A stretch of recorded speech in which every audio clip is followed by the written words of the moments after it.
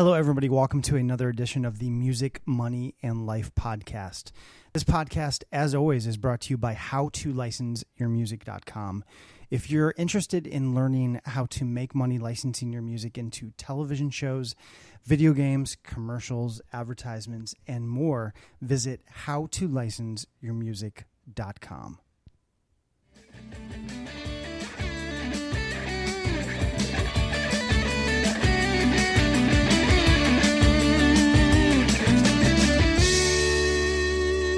Hello, everybody. Welcome to another episode of the Music, Money, and Life podcast. I'm really excited today to bring you Rick Barker. Rick is a music business consultant.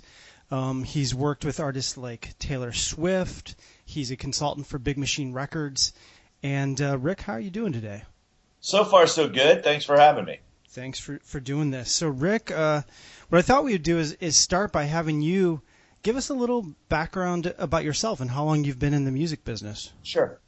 I've been blessed to have been in the business now for a little over 25 years. I got my start in radio. I was not one of those folks talented enough to play instruments or disciplined enough to learn them. And vocally, I guess if the Motown bands ever came back, I'd have a shot at it. But for me, I just always have been a lover of music. There's pictures of me at 2 and 3 years old with headphones on. My parents used to put headphones on me to put me to sleep with the music. I've always loved it and had a chance. I'd always been fascinated with radio. I used to take and record the countdown shows with Casey Kasem and Rick Dees. I'd record them on cassette and play them back because I didn't grow up with money and I couldn't afford to get these songs at the record store, and I didn't want to wait till the next time they came on the radio, so I would record the countdowns every weekend and was blessed to have been able to get my shot at radio in 1991. Have done rock radio, pop radio, hip-hop radio, sports talk radio. I always say I've done all the English-speaking formats pretty much of radio, and in 2001 built a country station in Santa Barbara and started really falling in love with country music. I felt at the time when they asked me if I would help build it, that since I grew up in Alabama and knew who Johnny Cash was, that I was as qualified as anybody to build this station. But I just fell in love with the music. I fell in love with the stories. I started getting to know the artist. I started asking a lot of questions. I've always been one of those folks that I was taught at an early age, if you can solve problems, you'll never be out of work. And I started asking a lot of questions, kind of seeing what some of the problems were in the music business and started creating solutions for those problems. Like one was a radio tour that actually got the artist paid. One was finding out what the artist could do on their days off when the bus was out to pay for the bus and the band so they didn't go in the hole. And when Scott Borchetta started Big Machine Records, he called and said, "Hey, I'd love for you to be a part of my record company." I agreed. He introduced me to a 16-year-old named Taylor Swift at the time and said, "Hey, she wants to learn radio. You come from radio, teach her radio." We spent 30 days together that changed both our lives, and they ended up asking me to come on board and be her day-to-day manager. Wow.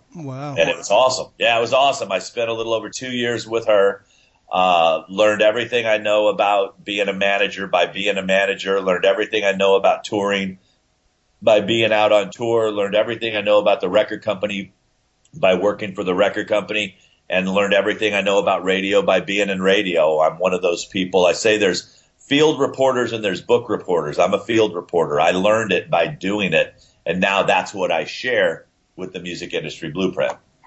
That's really cool. So we're going to talk about that in a few minutes. I have a few more questions, though. I'm really curious about your time with Taylor Swift. So you said she was 16 when you became her manager and you worked with her for 2 years. How established was she when she came to you? Was she already? She wasn't. They had gotten their record deal and she was getting ready to go out, and she hadn't played a lot of shows. I mean, what people don't understand is Taylor spent the first, from 12 years of age to 16 years of age songwriting. That's what she was doing. She was honing her craft. She wasn't out touring the country and playing 100 shows a year. She was focusing on her audience and writing songs that she knew that her audience would love. So I got her right as she got her record deal. The record company sent her to me to teach her radio. Because before an artist just pops up, everybody's like, wow, Taylor popped out of nowhere. No, she didn't. She was here working. So what happens is that we will go out before we release a single to radio and make introductions and introduce the artist to these program directors and these markets. And for Taylor, it was an introduction plus an education at the same time, because she'd never been out on radio tour. She didn't understand it.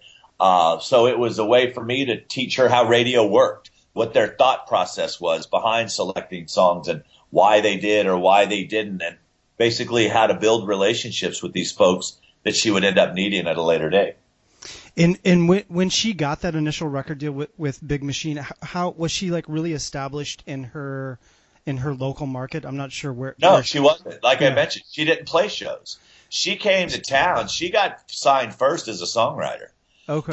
She was on a development deal at Sony, and nobody was doing anything to develop her. She was doing it all herself. And then she went and she was playing at the Bluebird, and Scott Borchetta saw her play at the Bluebird. He ended up meeting with her. He was still at another label at the time and said, listen, I don't know that there's a place for you here, but I'm going to be starting my own record company. If you'll wait for me, I would love to sign you to my record company. So no, she didn't establish herself in her local market. That's what I always tell people. No two artists' career paths are ever the same.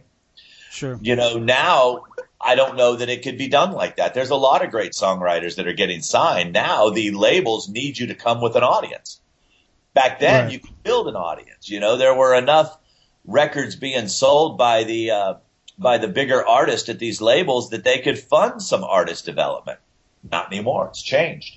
Not happening as much anymore. Yeah, that's why I was curious, because I read in your ebook, I believe it was your ebook, where you talked about, to become big on a regional level, you really need to start locally. And if you're not big regionally, the whole idea that there's sort of a sequence of events that usually need to happen. But it sounds like Taylor went to Nashville and found success pretty quickly at a really young age. She did. You call 4 years quickly. Is that quickly to you?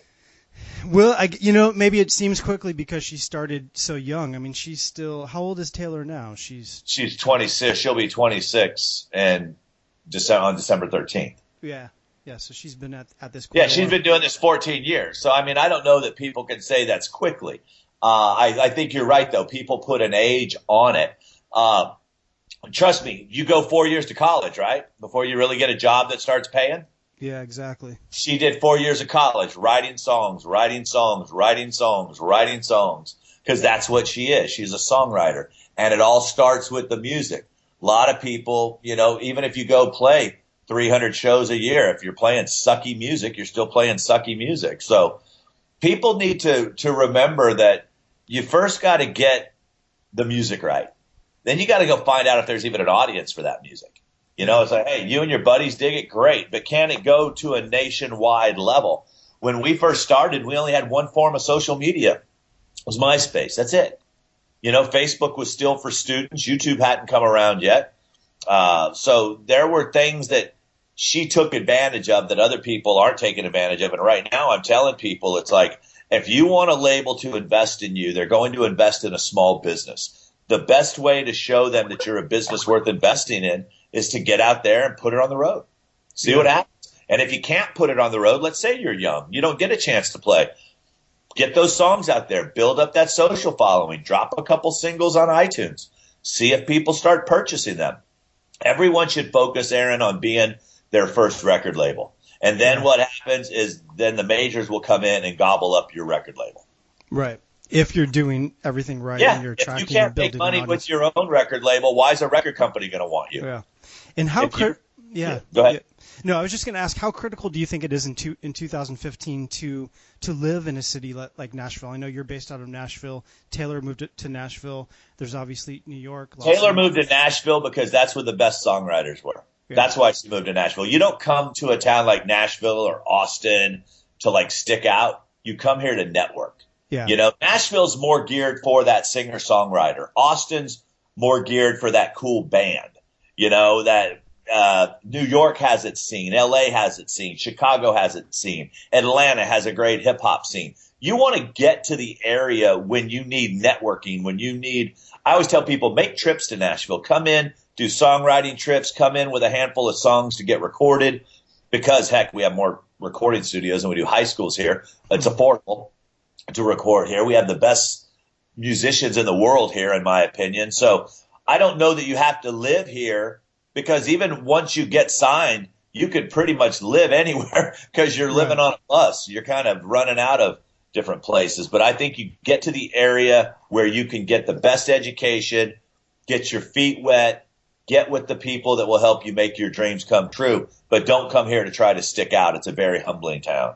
I can imagine. So you brought up another point, which is that, once you, ideally as an artist, if you become established enough, you're going to end up touring a lot and traveling a lot. And I know you worked with Taylor for 2 years, and I believe I read in Polestar where you said that you sort of got tired of being on the road constantly. I know you have a family with you in Nashville. Is that kind of what happened? That's exactly what happened. I grew up with divorced parents. I don't know. I never had time with my family growing up, but when I was with Taylor, my last year with her, I was gone 187 days.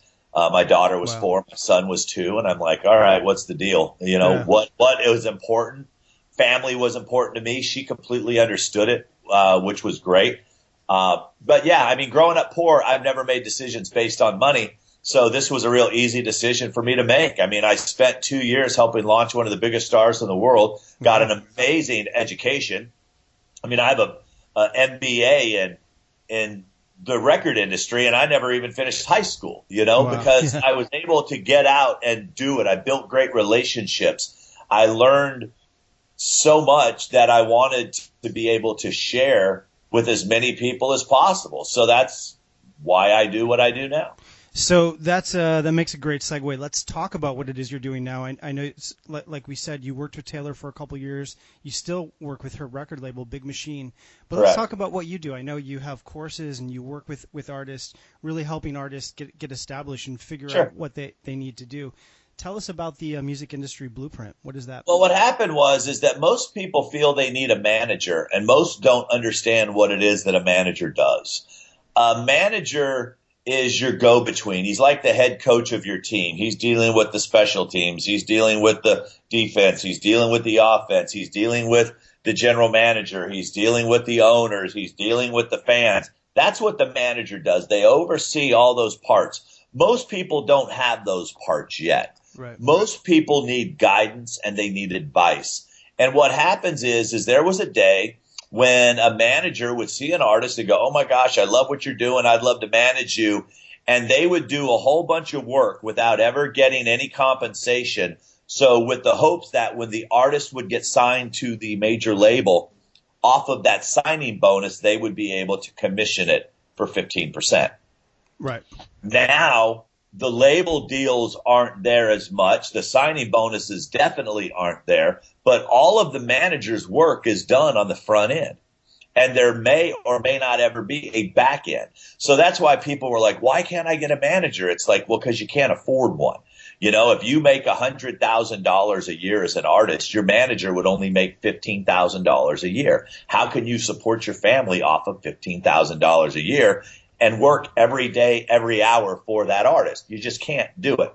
Yeah. So what I found was a lot of people were coming to town and were spending money where they shouldn't spend money, were getting taken advantage of where they shouldn't get taken advantage of. And I'm like, wait a minute, I can fix this. I've got over 25 years experience. I'm one of the few people in the world who has been a radio programmer, who has been a manager, who launched an artist, who consults major labels, who's been on tour. I'm like, I'm going to put something together. So I knew people would pay for education. They pay for college. I know people pay for vocal lessons, and I knew they paid for guitar lessons, and I knew that they paid a therapist when they sat down and talked about their problems, and I knew they would pay an attorney to sit down and get advice and guidance. So I said, I wonder if they'd pay me.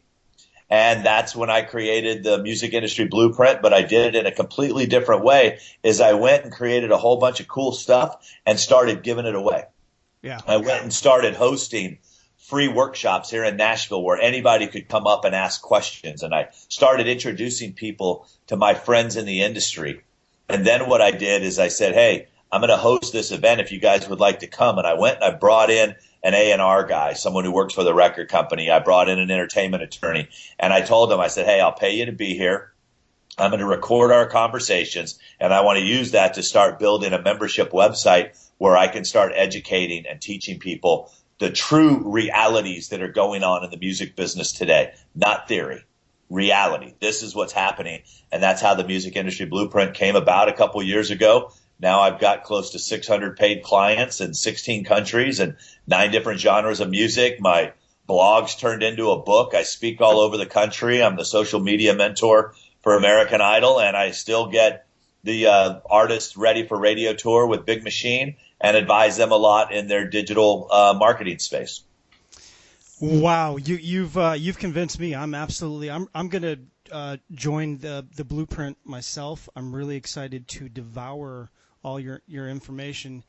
I know you also have another course on social media. Is that a separate course? Is that it actually comes with Blueprint membership, but okay. I sell that course separately. It's called Social Media for Music. It's okay. The only program designed specifically for that. And what I realized is that no one can maintain profiles with every social media platform that's out there. There's just way too many of them. Yeah. So what I did is I realized that with Twitter, Facebook, Instagram, and YouTube, you can pretty much run the gamut. First and foremost, the most important thing you can own outside of your music is your own website and then an email list.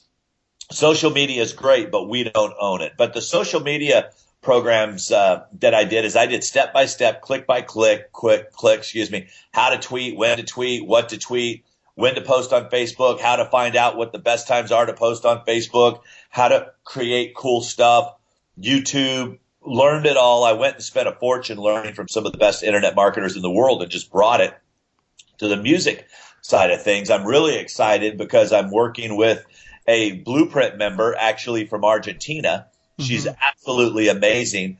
She's actually doing social media for music, and she is translating it into Spanish for me. Oh, cool. We will run Spanish subtitles because that's one of the biggest markets coming on right now in the social media world is the Latino market.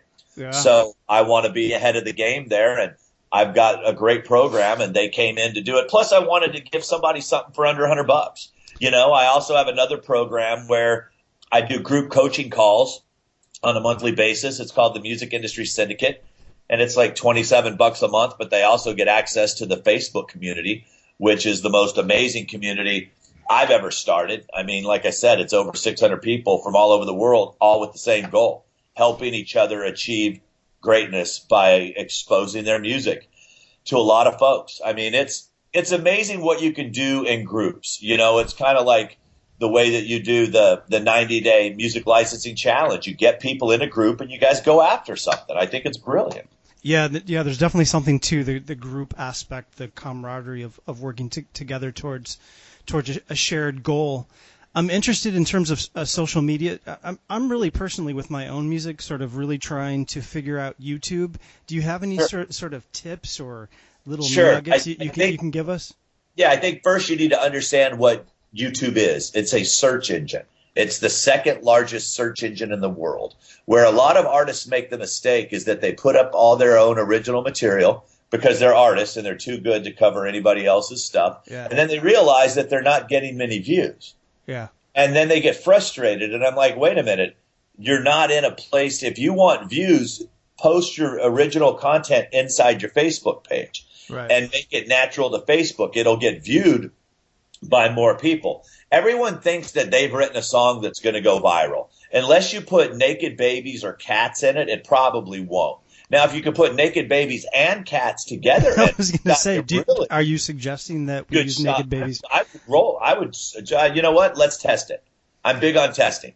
So let's put a naked baby, let's put a cat, let's put your song, and we'll see what happens. But the reason that I suggest and the strategy that I use with artists to do cover songs is because that's what people are searching for. Sure. So if they can hear you do a Bruno Mars song in your own style and they dig your style, and then you use the tools that YouTube allows you to use to get back to your website and back to your Facebook page, YouTube's a fantastic tool. But most people are using the tools the wrong way. They're trying to use a shovel when they should be using a screwdriver. Yeah. Well, no, that makes perfect sense, because if people don't know about you and your music, how are they going to go to YouTube and search for it? And They don't. And then it? people take the description box and type in exactly what the video is. And we're like, well, we know it because we had to search to get to it. Right. Use that description area for Google. You know, Google, who owns YouTube, that's how they search to see if what's in the video is relevant. So you need to be able to keyword and tag properly. And those are all things that can be taught. People just have to go out and get that information. That's part of what we teach in social media for music. Do you have any? And I don't want to put you on the spot. If you No, don't, it's okay. If you don't, that's cool. But do you have any case studies or examples of people that you've worked with that are doing YouTube correctly, that are doing social media really well? Yeah, I usually don't bring in small or young clients into the blueprint because I'm not Disney or Nickelodeon. I'm not geared or set up for that. So I had a gal, her name's Brandy Barnes, and her daughter's name is Taylor Gale. They came to me and they said, hey, we would like to come into the blueprint. We're really interested in the social media side of things. So I said, okay, let's do it. Brandy and her daughter have built a Twitter following of almost 130,000 people. And this little girl's not even old enough to be on Twitter doing exactly what it is that I teach. I have sat there and I've watched.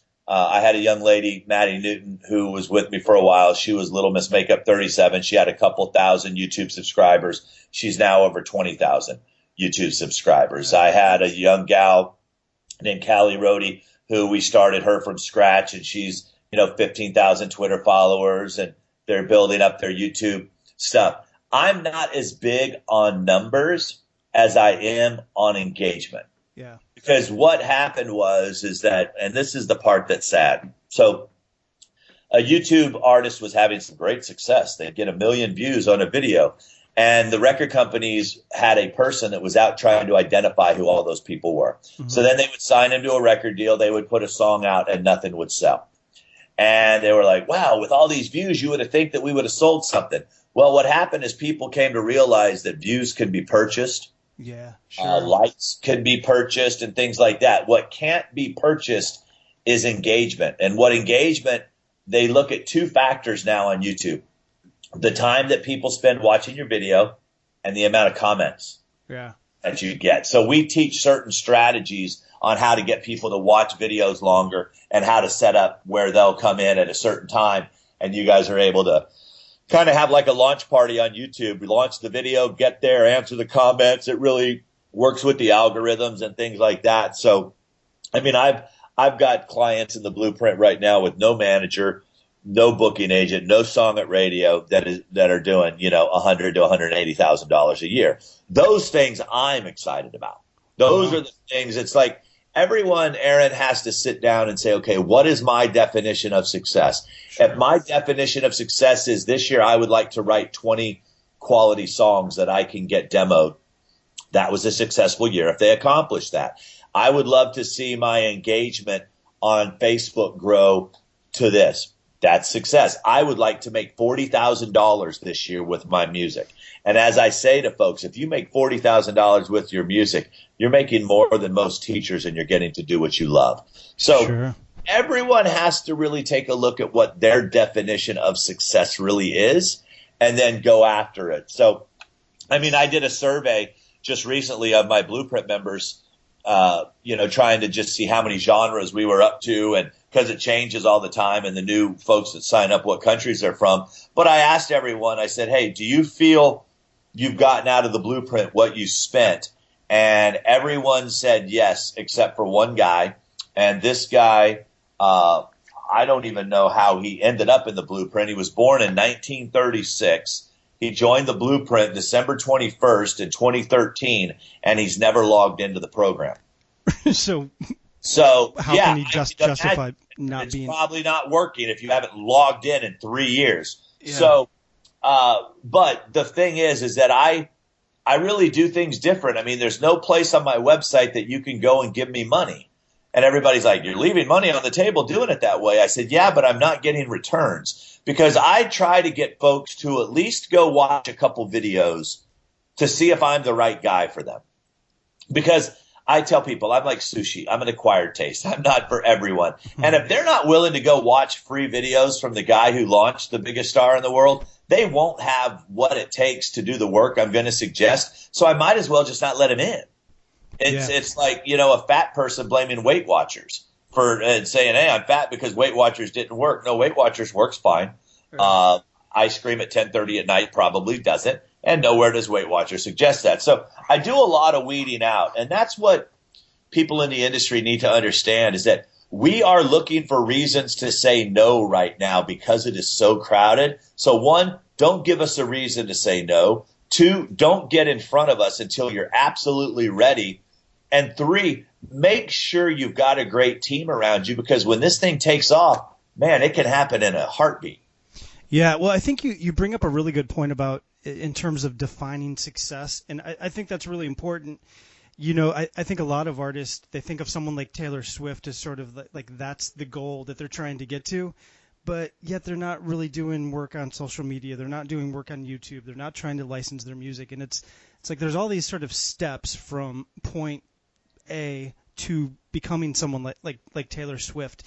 Do you think the success of someone like Taylor Swift, is she a total fluke? Was it luck? Was it timing? Or do you think everything? It was timing. It was luck. It was work ethic. It was preparedness. It's like there's certain things everything lined up. But the thing is that she had done the work to take advantage of those opportunities that were presented to her. Yeah. Most people aren't in a position to take advantage of that.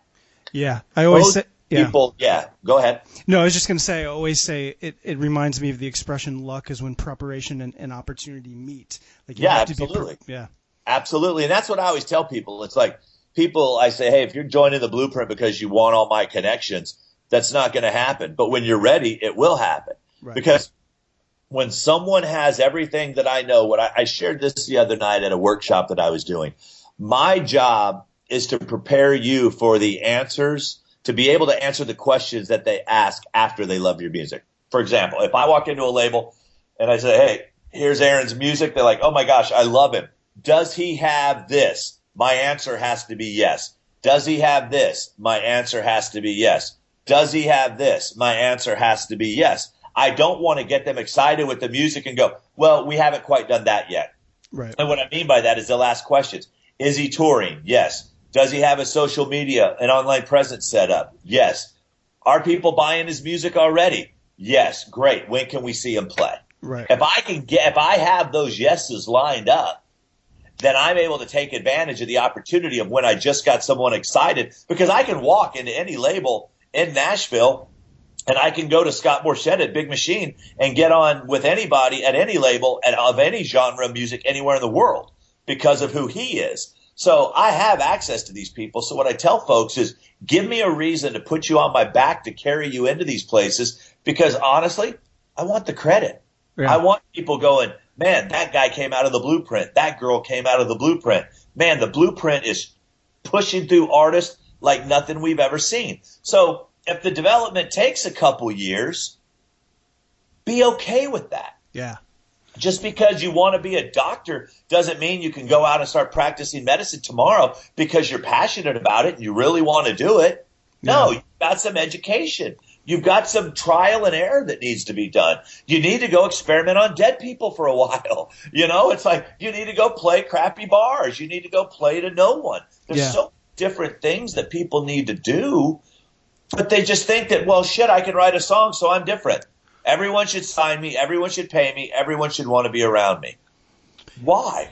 Yeah, it seems like the new music business paradigm is that you really have to do everything you possibly can to take your career as far as possible before labels are really interested, whereas before there was more development money and development deals. It seems like now you really have to do that as much work as possible, and then if you're smart too, Aaron, you would, because then you're not an employee, you're a partner. Right. And partners have better decisions. More leverage. I mean, any artist that says, I just want to walk into a label and let them do whatever they want to with me is a foolish, ignorant artist, period. Yeah. Because they don't know the business. Why would you want to go give complete control to someone else and have no decision making over anything? That's what happens when you walk in with nothing. Yeah. You get nothing. You walk in with nothing, you get nothing. You walk in with songs that are working, an image that is working, a tour that is working. The record company says, great, how can we put our relationships and resources behind this thing that's already working and help make it bigger? Yeah, because then it's a no-brainer at that point. If they see it's working without the backing of a major label, then it seems like those are the easiest business decisions to make. You're exactly correct. You are exactly correct.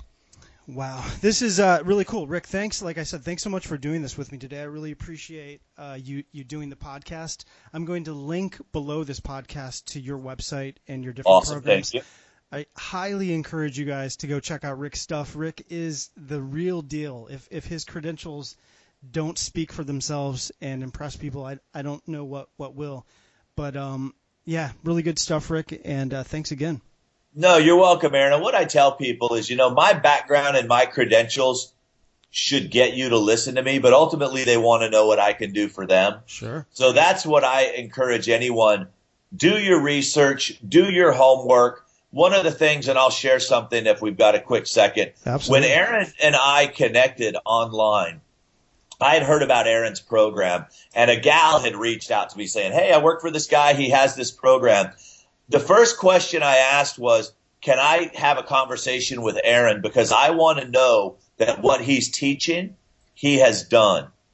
And that's when Aaron and I got on the phone, and that's what you guys should do too. Aaron can teach you how to do the things that he talks about because he's actually done them and he's actually doing them. He's just like you guys. He is a current artist in this big old mixed up music business world that we're in. So my advice to you is just make sure that you're taking advice and you're learning from people who have done it and who are currently in the business. Be very, very careful out there of people pretending to be able to offer you things. I always say this, that artist development word is being thrown around a lot.